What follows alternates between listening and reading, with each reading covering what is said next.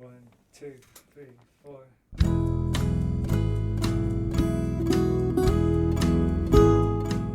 Hello, you're listening to the Skylight Books podcast series. We are a general interest independent bookstore located in the Los Feliz neighborhood of Los Angeles, California.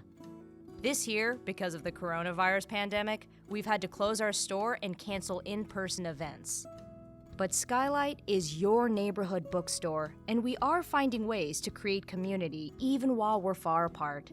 In the coming weeks, we'll be putting out lots of new audio content to help you discover new books, connect with authors, and check in with your favorite booksellers. To learn more about how you can help keep Skylight alive, please visit our website at skylightbooks.com or check out our social media accounts on Twitter and Instagram. You can subscribe to the podcast on Podbean, iTunes, and Spotify. Thank you for listening and enjoy.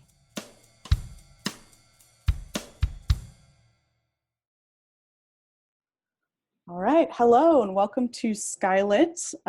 We have a new episode today with an interview between me, Maddie Gobbo, the events manager here at Skylight Books, and Angie Kim, author of Miracle Creek.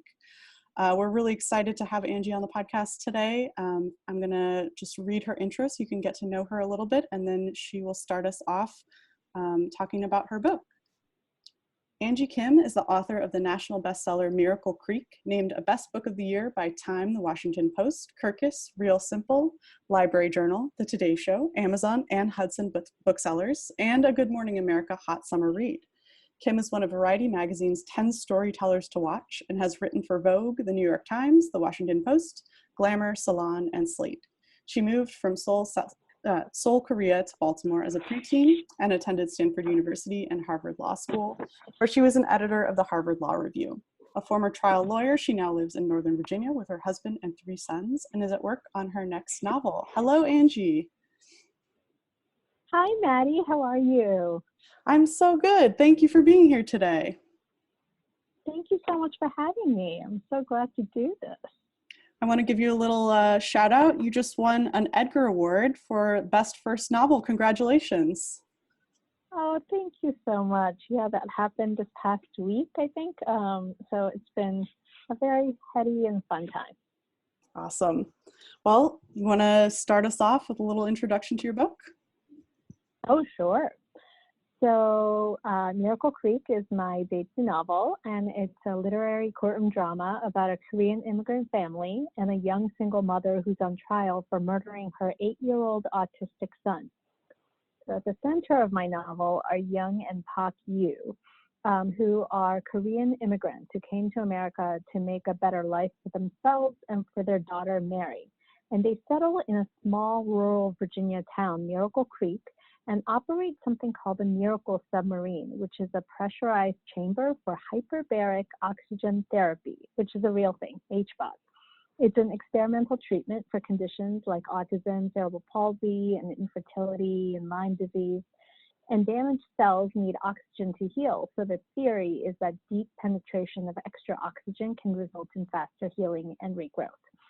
And all goes well until one day, with 6 people sealed inside, someone, we think deliberately, sets a fire by the oxygen tank, which explodes, killing 2 people. So in one sense, Miracle Creek is a thriller of sorts. It's a mystery. The readers become jurors as the murder trial uncovers secrets from that night to find out who set the fire and how and why. But more than the mystery, we explore the lives of these characters, the Yus, and the patients and their mothers who were in the Miracle Submarine that night. And we see the sacrifices and the desperation even that come with special needs parenting and immigrant life in rural America. So I'm going to read from maybe like the first 3 paragraphs or so of the novel. The incident. Miracle Creek, Virginia, Tuesday, August 26, 2008. My husband asked me to lie. Not a big lie. He probably didn't even consider it a lie, and neither did I at first. It was such a small thing what he wanted. The police had just released the protesters, and while he stepped out to make sure they weren't coming back, I was to sit in his chair, cover for him, the way coworkers do. As a matter of course, the way we ourselves used to at the grocery store, while I ate or he smoked. But as he took his seat, I bumped against the desk, and the certificate above it went slightly crooked, as if to remind me that this wasn't a regular business, that there was a reason he'd never left me in charge before. Hawk reached over me to straighten the frame, his eyes on the English lettering. Hawk U, Miracle Submarine LLC, Certified Hyperbaric Technician. He said, eyes still on the certificate as if talking to it, not to me. Everything's done. The patients are sealed in. The oxygen's on. You just have to sit here. He looked at me. That's it. But if something goes wrong, and what could go wrong, Hawk said, his voice forceful, like a command. I'll be right back, and they won't buzz you. Nothing will happen. He walked away, as if that was the end of the matter. But at the doorway, he looked back at me. Nothing will happen, he said again, softer. It sounded like a plea. As soon as the barn door banged shut, I wanted to scream that he was crazy to expect nothing to go wrong on this day, of all days, when so much had gone wrong. The protesters, their sabotage plan, the resulting power outage, the police. Did he think so much had already happened that nothing more could? But life doesn't work like that. Tragedies don't inoculate you against further tragedies, and misfortune doesn't get sprinkled out in fair proportions. Bad things get hurled at you in clumps and batches, unmanageable and messy.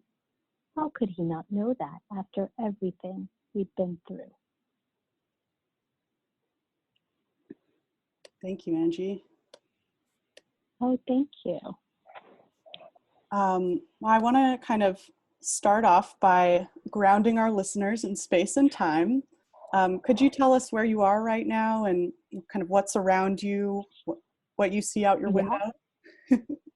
Sure. So I am in my bedroom, and it's very, very messy. So I see an unmade bed. I heard during my readings a phone ring, which I'm sort of surprised because I thought I had the ringer off, but you know, things like this are happening these days. And I don't really see anything out the window because I have curtains over them. But it's sort of a dreary day, and we are in the middle of a town called Great Falls, Virginia. And right outside the window, if I did have my curtains open, I would actually see this gorgeous view of the Blue Ridge Mountains, because we're very high up on a hill. And so you can see all the way like into, you know, like 150 miles or 200 miles, or I don't even know what it is. You can see sort of 3 blue ridges in the distance, and that's where the sun sets. So, and I'm also right outside my writing nook, which is literally a closet. It's like such a small closet. It's like 4 by 5. It's like half the size of Harry Potter's cupboard. And that's where I write, and it's windowless. It's like the smallest space that I could find in my house, and I just like writing in that space. So there you go. That's where I am. You kind of have your own hyperbaric writing chamber.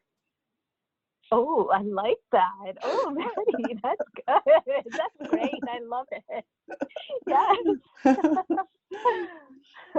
Well, maybe that's a good way to start. So this book is Sure. profoundly autobiographical for you, right? Can you tell us a little bit about where it started? Sure. So this being my first novel, and it's definitely the first novel I've even tried to write, you know, and they say that you put a lot of yourself into your first books, and that's definitely the case for me here. So there are really 3 strands of my life that came together for this novel, and it was almost like, it was my first novel, and I think that as a relatively new writer, I started writing in my 40s. I sort of doubted that I could actually do it at all. And I sort of thought, okay, I better put everything into this novel that I possibly can, because, you know, who knows if I'm ever going to even finish. It was one of those things. And it ended up somehow working. So the one strand of my life that's really important to me and that I've written a lot about, especially in personal essays and such, is my experience immigrating to the U.S. from Korea as an 11-year-old. And so a lot of that experience and coming to a place where I didn't speak the language and going from someone who feels relatively grounded in the culture and smart and has friends to someone who doesn't understand anything that's going on around them. That was being, in middle school of all things. So that was a really traumatic time, and seeing the same thing happen to my parents. So a lot of that experience is in my novel. And then another part of my life that sort of came together for this book is the whole trials aspect of it. So my first career, so being a writer is my fifth career. And my first career is actually being a trial lawyer. And I hated everything about being a lawyer, with the exception of actually being in the courtroom. So I loved being in the courtroom. I loved objecting, and I loved, trying to trap witnesses and their lies and, all that kind of stuff. And that was really, really fun for me to revisit. And it's not something that I really necessarily set out to put into my novel when I started writing, but the more I thought about sort of how we get at the mystery angle of what happened that night, it just sort of came to me that would be a good way to do it, not necessarily because of my background, but because having done that work, I've seen sort of how things sort of heat up and how things just twists and, conflicts can really come into focus in a courtroom in a way that's really, I think, compelling dramatically. And then the third strand of my life that sort of came together for this is this whole weird HBOT angle, the hyperbaric oxygen therapy thing. So I did that with one of my kids. I have 3 boys, and all 3 of my boys are fine now, but they all had medical issues as babies and toddlers. And one of my kids needed HBOT for ulcerative colitis that just wasn't responding to any standard treatment. So we decided to try this weird thing called HBOT that a friend of mine found for me online. And in doing that, it was really such a weird experience of being sort of sealed in with a number of other families, all of whom have kids with differing degrees of medical issues and special needs. And it was almost like being in a confessional for hours at a time, every single day. And it was such an intense experience that I wasn't a writer at that time, but years later, when I became a writer and I started thinking about writing a novel, I immediately knew this had to be the setting for this novel. So those 3 strands sort of came together. And even though I haven't had anything like what's happening in Miracle Creek happen, there are definitely all of those strands that are sort of like all woven throughout. Mm. So did they all did you assemble them at the beginning, all 3 together, or did they kind of come piece by piece and then you figured out at one point you had to connect them all up? It was actually a friend of mine I was sitting at an independent bookstore here in DC, my local one, Politics and Prose. And there's a cafe downstairs, and I was meeting with one of my friends in my writing group, and I was actually really taken with the HBOT element. So I thought it was going to be a story about the HBOT, and I didn't know at that time that it was going to be a trial story. At that time, I thought maybe in the beginning I would have everybody meet up in the beginning of the novel, and then maybe the ending would be the explosion. And everything would sort of be building up to that. I wasn't sure yet. It was very, very early days, and I was just getting to know the characters. And I was telling my friends that how I really wanted to, maybe for my second novel, work on, this Korean immigrant story, maybe set in downtown Baltimore, which is where my parents had a grocery store, and there were lots of gangs, and my dad was shot once. So I was thinking about putting sort of that for my second novel. and he sort of said, why don't you put them together? Why don't you have the Korean immigrant family be the owners of this HBOT thing? And I was like,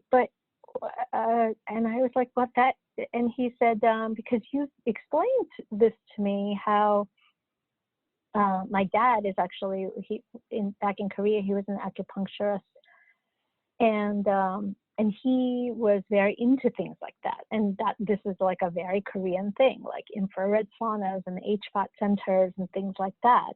And he was like, so even though that wasn't your experience, why not, this isn't like a memoir, why don't you just combine those two things together?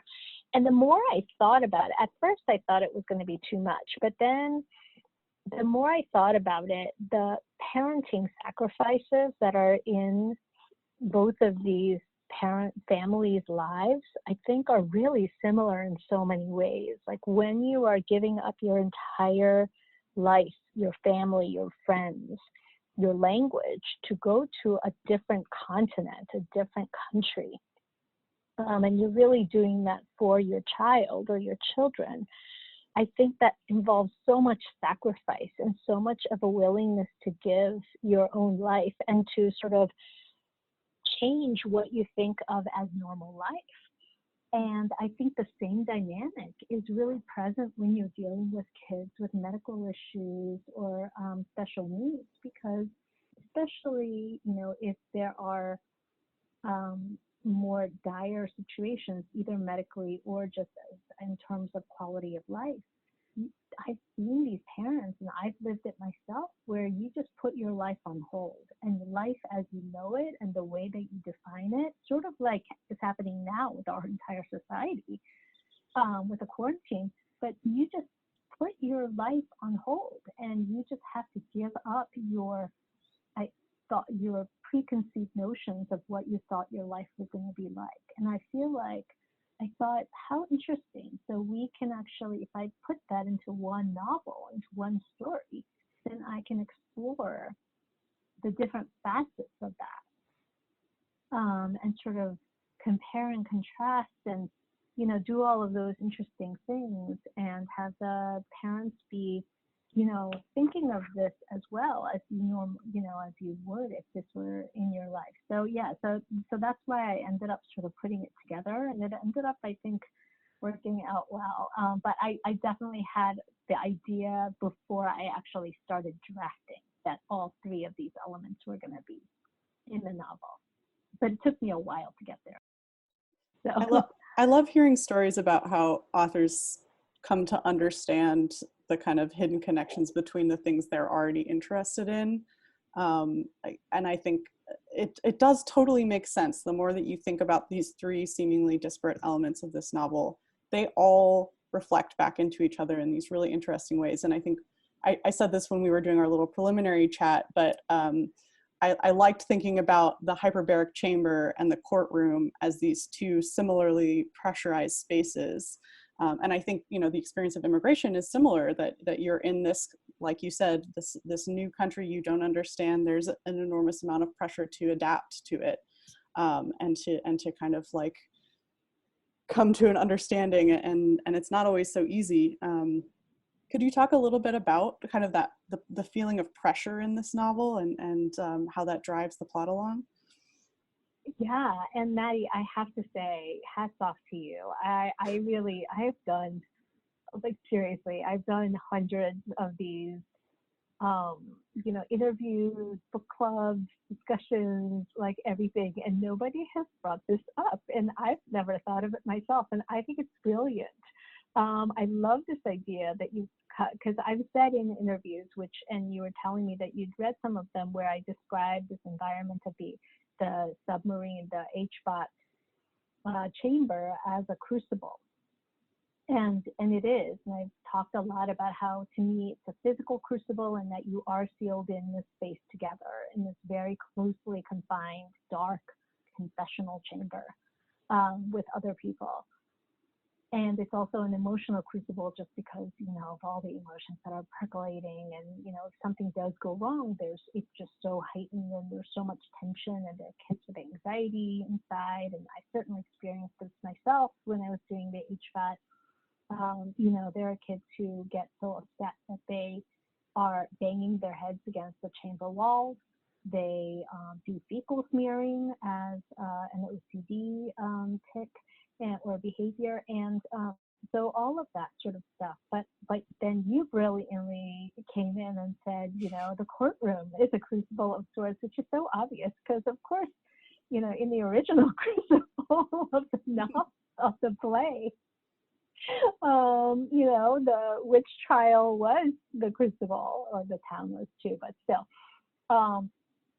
So, and I can't believe that, like, nobody has ever said that to me, and I've never thought of it myself. Okay, but in any case, all right, so I love that, and I'm going to totally use that. I'm going to steal that from you and use that Please from do. now on. But yeah, but I love the idea of, I think, to me, the Miracle Submarine, which actually the original title of my novel was The Miracle Submarine. And rather than Miracle Creek, because to me that was like another character in the novel, because it's this all central place where you go in, and it's just, there's so many sort of hopes and dreams and conflicts that are all sort of sealed in that chamber. So the first time I saw it myself in my own life, my son was 4. And he pointed to it and he said, "That's a submarine." And because we had just been watching the Beatles' Yellow Submarine for a family movie night, and it looked just like that. It had the 4 portals and everything, you know, like how in the Yellow Submarine there are 4 portals for the 4 Beatles. And because of the 4 patients, I don't know what it was, but anyway, so he and except that our submarine was blue, like a baby blue, so we called it our blue submarine. But in any case, so you go in, and because of the oxygen and the risks of you know, flames and things like that, our supervisor was very, very vigilant and very careful about not having anything inside. Certainly no electronics, no metals of any type, no shoes, no jewelry, not even underwire bras. So there was this tension of, wow, like, this is dangerous, or it could be dangerous, it's risky. And so there's that, and then you go in, and if you're at all claustrophobic, it's just, you know, really not a good place to be in. You have to crawl in, it's dark, and there's really nothing to do except just talk to each other. And the kids are watching like Barney videos and Elmo and things like that through the portal. And just the pressure, and there's so much pressure and hope, because all the people who were in there were kids in there who couldn't swallow, so they had feeding tubes, and they were in wheelchairs, and they couldn't speak. And so the hope that something like this might work to improve their conditions and their quality of life for the family was just so great, and it was just so intense. It was almost physical, you know, palpable, and so there was the pressure of the oxygen, certainly, but there was the pressure of the air pressure, you know, as they were pressurizing the chamber, which you could definitely feel in your ears, you know, sort of like when you're on an airplane. But there was all that pressure emotionally too. So I just love that you made that point. Thank you. You're very welcome.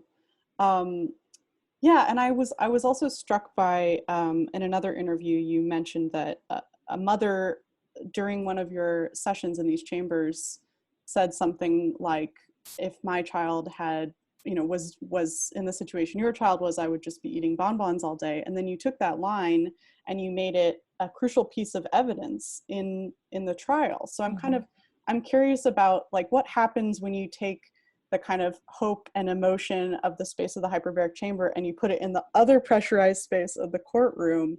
Like, what happens to those little details? Like, do they become something different, right? Oh, they definitely became something different, taking it from real life and then putting it into, fictional context. It's because somebody did actually say that to me. Oh, I don't remember talking about that before. You've done a lot of these, you've In been my through a lot of research. these interviews. Yeah, that's awesome. I love that. But yeah, so when I took that, and in fact, that line was so important to me, and it sort of rated me like so much that it became really important to me. And in fact, when I first started this novel, I called it Bonbons in a Blue Submarine. So that was my first working title. So all of my folders on my PC and whatever that have to do with this novel are all called Bonbons. So that's my little code name for my novel. But yeah, when you put it into a fictional context, certainly it takes different, it takes on a different connotation. And I think it became a little more sinister in the context of what happened with respect to the story, certainly. And then I hope that you saw that, because you do see the scene where the friends are sort of saying this to each other almost in jest at first, and then how when it becomes part of the court case, that takes on even more of a darker significance, and how things can sort of get twisted from one to the other as different characters view the same line of dialogue or different piece of evidence or different phone call or whatever it is. As different characters look at it, you see how the perceptions of each point of view changes the way that you look at each piece of evidence or line or whatever it is. And then it changes even further when it goes into the courtroom, and then it gets sort of contextualized in a different way by the different lawyers and by the two different lawyers, and who are trying to sort of use the same piece of evidence to support their very differing theories of the case. And so to me, that's sort of part of the fun of getting to explore something like this in real depth, is just being able to sort of show that. And I have 7 different point of view POV characters who take turns through different chapters and telling their own versions of the story. And I think that kind of Rashomon type effect is also something else that I'm really drawn to. Yeah, were there particular books that you kind of thought of as touchstones while you were working on this one? Yeah, totally. So probably the first one was Russell Banks' The Sweet Hereafter. I don't know if you've read that or seen the movie. Both are excellent. And in the book, and I thought about structuring mine this way, the book is divided into 4 sections. And so 4 different characters telling their story as it relates to a small town school bus that gets into an accident, and nearly all the kids, I think all the kids die, and everyone dies except for the school bus driver, maybe, I can't remember, but many, many people die. And so the entire town is, of course, in turmoil. And 4 different characters: the bus driver, a student who didn't go to school that day, so therefore survived, even though all of her friends did not. The parent of someone who did perish, and then a lawyer who comes in to try to rile up the entire town and suing the school board and things like that. So those 4 characters sort of take their turn. And so there are 4 big sections in the novel. And I thought about doing mine that way, and for a long time, because I just love that novel so much. And then on the other side of the spectrum, there's Mystic River by Dennis Lehane, who has, I think, 8 POV characters, including one omniscient character, who sort of, they flit in and out in scenes even. And so they don't take like neat turns, they sort of come in and out.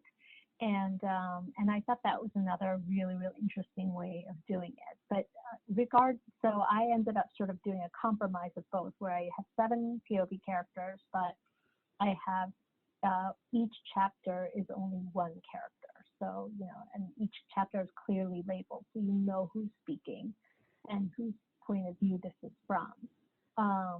So I sort of did an in between the two works that I think I was most influenced by in writing this novel. I'm curious, what do you see the role of the lawyers? How do you see the lawyers in this book? Like, what is their role? Is either of them a POV character? I can't remember. No, neither of them is a POV character, so we don't really find out about their lives or anything, and that's intentional. I wanted the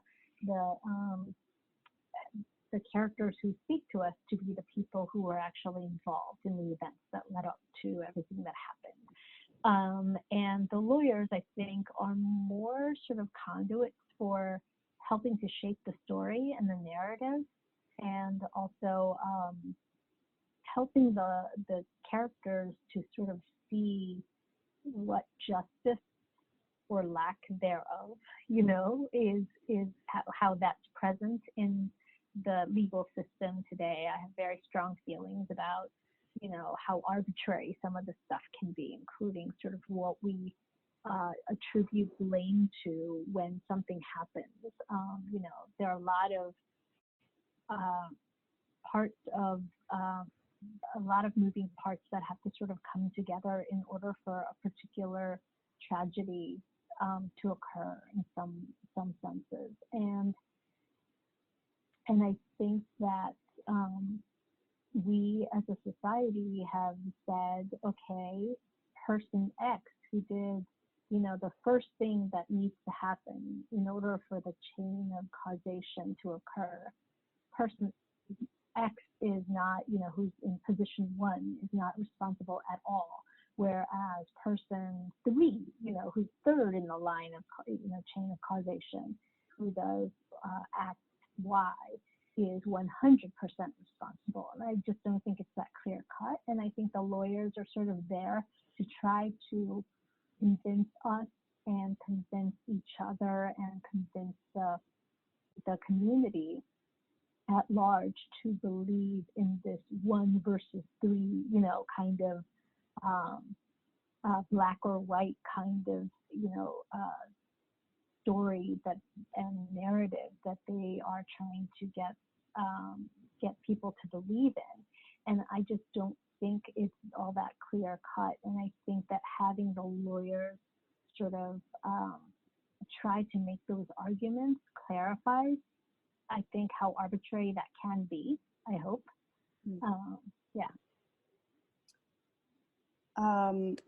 The last thing I want to talk about is the kind of the immigrant experience here. So you're talking about these various communities that are involved in this horrible event that starts off your novel, and the family who own the hyperbaric chamber are Korean immigrants. And in the process of the trial, some anti-immigrant sentiment becomes very important to the lawyer's arguments. How do you see the kind of immigrant status of these characters playing into the novel? And you've already kind of mentioned why it was important for you to write about Korean immigrants, but particularly within the structure of this book and your kind of ideas about community and truth, how do having these immigrant characters kind of at the center of this controversy reflect back into those themes?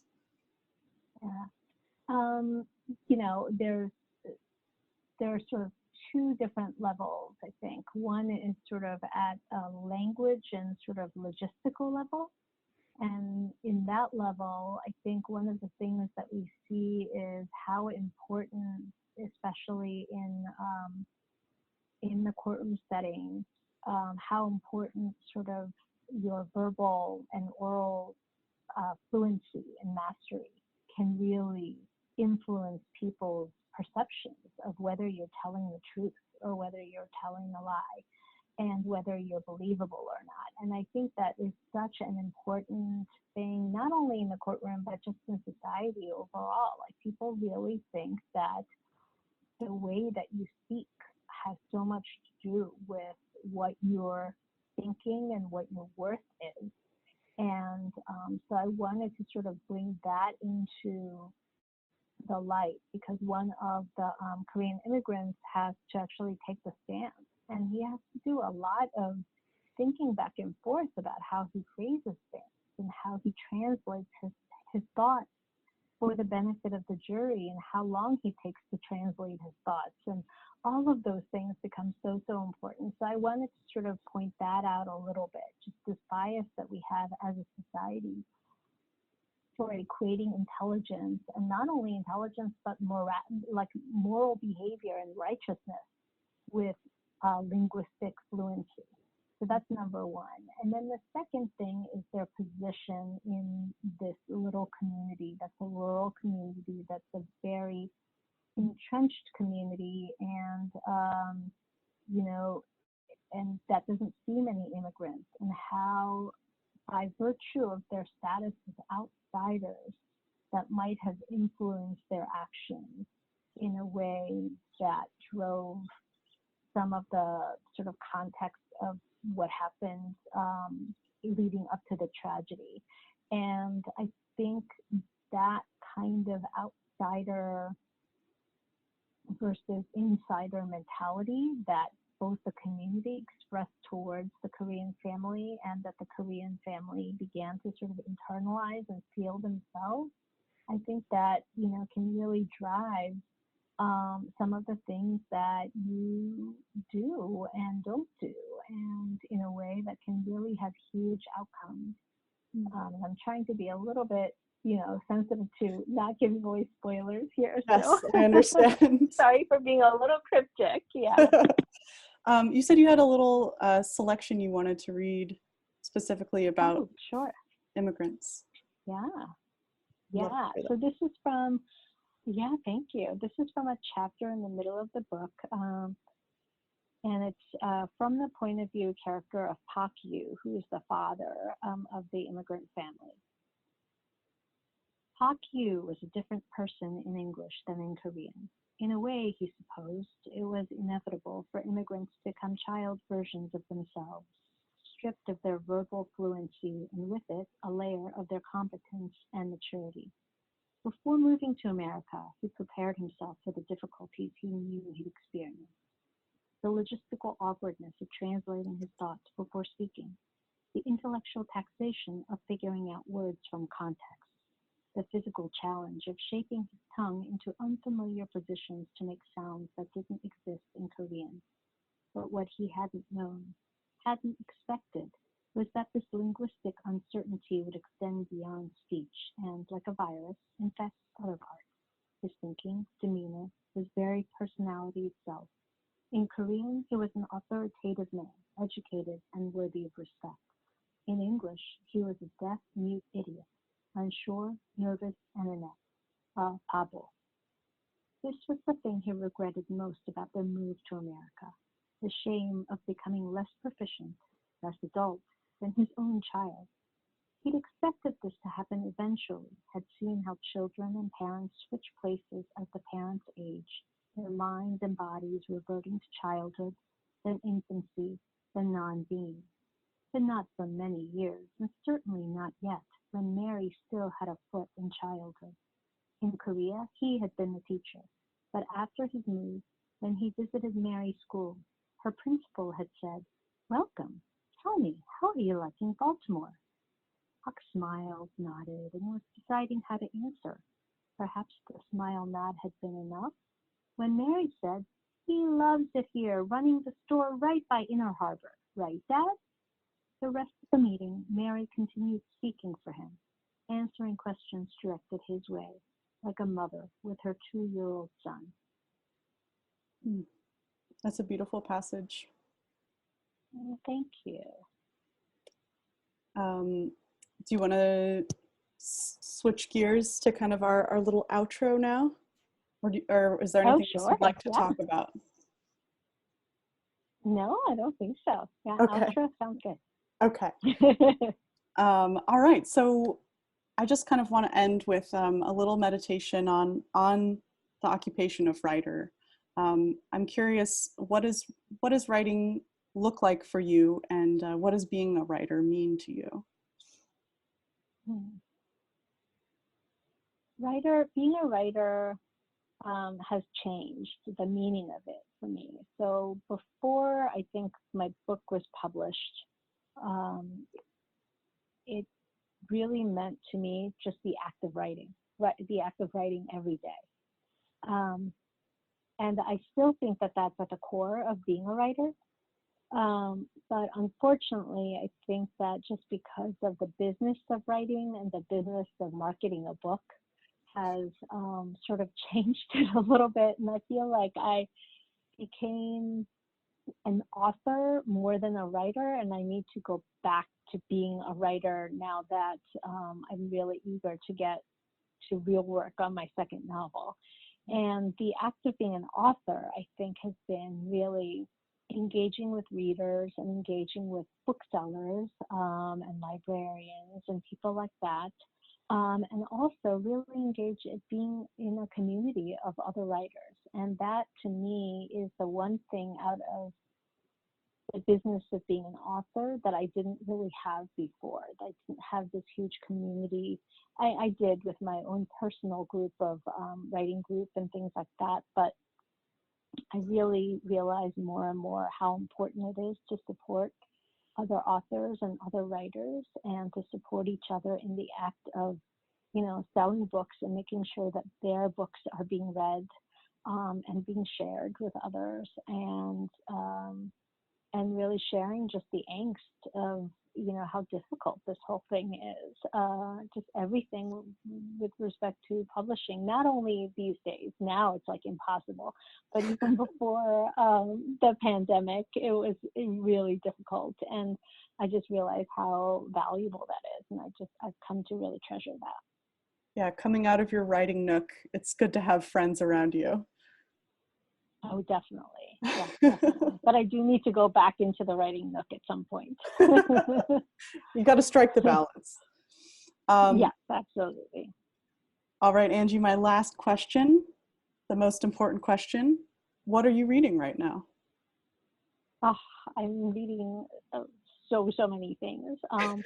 So I'm rereading a bunch of things, and I'm also reading some new things. So the new things that I'm reading are, and it's just today's the publication day, actually. So there are two books that are published today as we're recording this podcast that I just wanted to shout about. So the one that I'm reading right now is Anna Solomon's The Book of Z, which just came out today.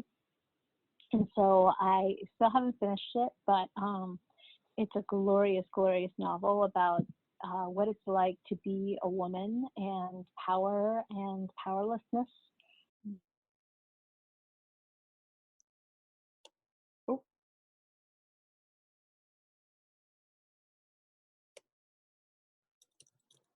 Because I've already finished reading it, is called The Imperfects by Amy Meyerson, which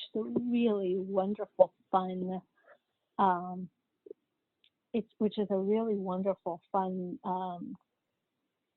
novel about a diamond, a really rare, precious diamond that it has been lost to history, we think, and then all of a sudden it shows up in this grandmother who passes away in her will and in her private stashes. And it's very interesting and fun. Oh, I love and diamonds. Another book that oh my God, it just came out today. You have to read this book. It's so fun. And then another book that I'm in the middle of reading right now is The Ancestor by Danielle Trussoni, who I just found out yesterday when the Pulitzers were announced. She was apparently the chair of the fiction jury. Who knew? Which I did not know. But in any case, so I'm starting that right now also. Wow. So you're busy. You've got lots going on. Lots of books. Yeah. It's so fun. But are you having trouble reading? Because I'm having trouble reading these days.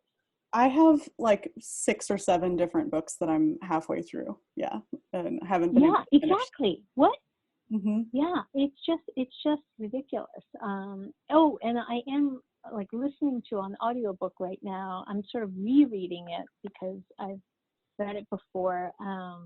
Is Mary Laura Philpott's "I Miss You When I Blink," which is just such a sort of, I don't know, heartwarming, wonderful collection of personal essays. So it's just really, really insightful and heartwarming, and just makes me laugh.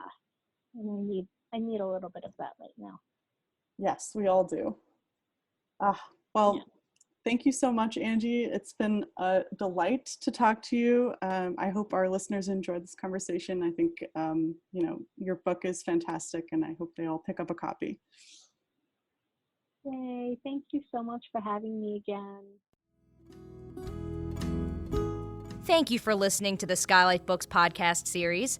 Please don't forget to visit our website at skylightbooks.com and make sure to follow us on Twitter and Instagram.